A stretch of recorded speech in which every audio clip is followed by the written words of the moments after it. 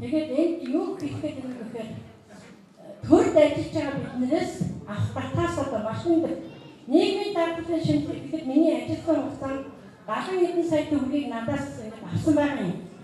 Эргүүлээд яг нь дэвтэмжлэг нэг 20 хэдэн сая төгрөг усан мань цалингийн дэвтэ эргүүлээд нөгөөгөө төлчихлөө.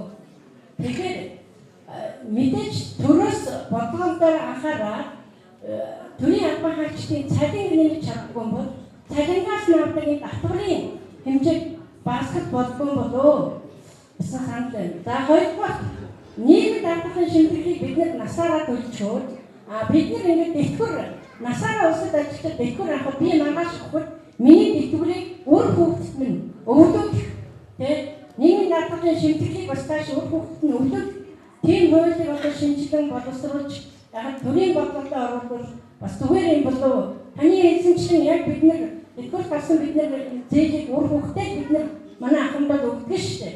Тэгэхээр бид нар төрд зүтгэсэн мөнгөө өчүүхэн эсгийг авчдаг. Тэгэхээр тэрийг иргэд юу гэж ойлгох вэ гэхээр энэ үү дэвтгэрч авсан. Энэ үү одоо ажил хийгээд багтаа яах вэ? Төрөөс мөнгө авчаад гэдэг. Та бүхэн энэ ард иргэдэд ахмадын хууль шинжилсэн шүү. Бид нар өнөөдөр дэвтгэр гаргаад сүүлдэрт байшингийн сүүлдэр бараад хүзэж тоглоод явмааргүй байна. Бас тохирох хэмжээний ажил явуулах хиймээр байна. Ажил хийж болно гэсэн ахмадын хуулийн шинжилт орсон.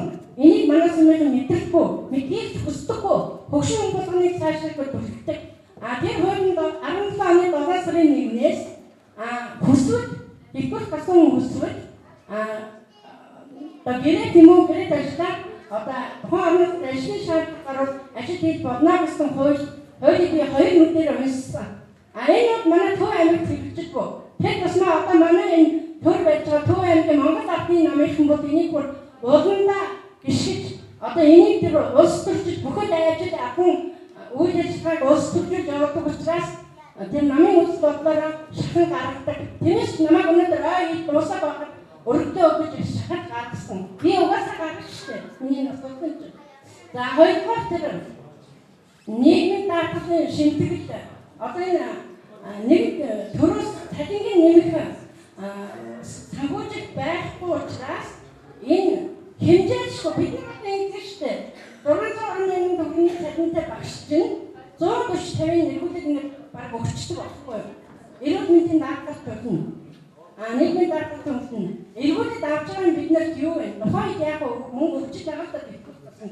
Энэ чинь цалингийн зүйтэй бидний өнөөдөр биш. Миний хувийн яг амьдралын хувьд би 40-д нэг хүүхд гарсан манай хүүхд 15 настай. Цааш хүүхдээс боломжгүй. Тэгэхээр бидний амьдралд ажиллаж байсан ажлын хөлснөөс хамтгүйгээр шууд авчаад эргүүлээд яг бидний тэр авсан мөнгийг өөр хүүхдэд маань өвлөж болохгүй.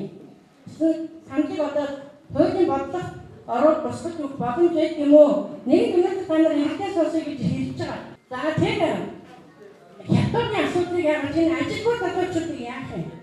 Өнөөдөр үнэн манай хүмүүс та нар өнөөдөр ирээд сууж байгаа хүмүүс юм. Бидний насны хүмүүс.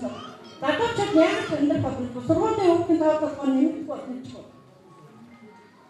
Нөгөө дэвтгэр дээр нэгсэн яасан? Дэвтгэр чөлөөт нэгсэн яасан? Одоо энэ Монголын ард түмэн хэдэн саяараа ингээд тэрийг хараад нөгөө тэнгэрээс өвөл хэлж гарч бороо авах гэж боддог шиг дэвтгэрийн маань хэдэн чөлөөт бодлоо гэж боддог.